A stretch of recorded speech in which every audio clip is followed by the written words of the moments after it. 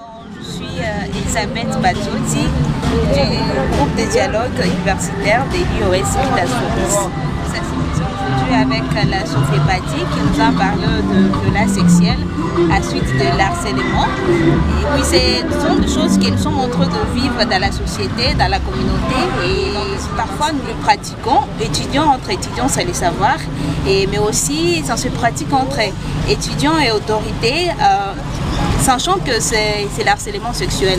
Parfois c'est dû à nos incapacités, surtout nous les femmes, nous les filles, parce que nous ne sommes pas très concentrés au cours, nous ne sommes pas très concentrés à étudier, à être aussi brillantes comme le garçon. Et nous voulons souvent la facilité, nous voulons souvent les choses qui sont plus rapides, qu'on ne va pas beaucoup se concentrer à ça. Nous devons savoir comment lutter à ça, nous devons nous efforcer, étudier, nous comparer à des hommes, savoir aussi être de première, briller aussi, distinguer aussi comme font les hommes, parce que c'est très rare de trouver des filles qui ont de mentions de distinction que les hommes dans les institutions, parce que si on se concentrait, si on se basait à nos études, une autorité ne viendra pas auprès de toi et te demander quelque chose, sachant que tu es capable, que tu es intelligente aussi, que tu peux faire ça par tes propres moyens, sans qu'ils puissent nous aider. Moi d'abord, l'engagement que je viens de prendre, c'est commencer à sensibiliser.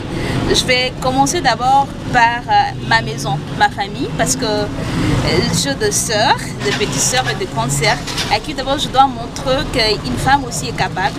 Une femme ne doit pas se laisser faire et que s'ils peuvent trouver des cas d'harcèlement dans ce qu'ils sont en train de faire, qu'ils peuvent aussi les dénoncer, que ce n'est pas bon et que la loi punit de cas pareils. Ensuite, sensibiliser mes amis, camarades, étudiantes, de dénoncer souvent ce qui est de l'harcèlement, parce que parfois elles ont peur de dénoncer et d'autres fois elles veulent surtout avoir des peu facilement, parce qu'une fille peut te dire cette année je vais distinguer parce que j'ai de l'argent ou parce que j'ai mon corps, c'est ça ce qu'elle dit souvent, mais elle ne va pas te dire je vais distinguer parce que je suis intelligente. C'est très rare d'attendre une fille dire ça.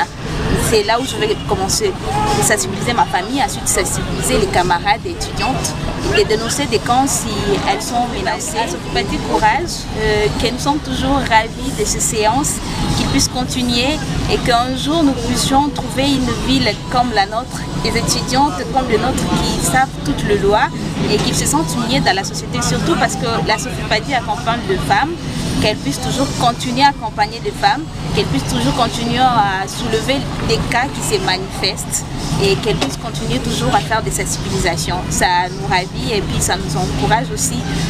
Ça fait à ce que toute la communauté puisse savoir ce qui se passe.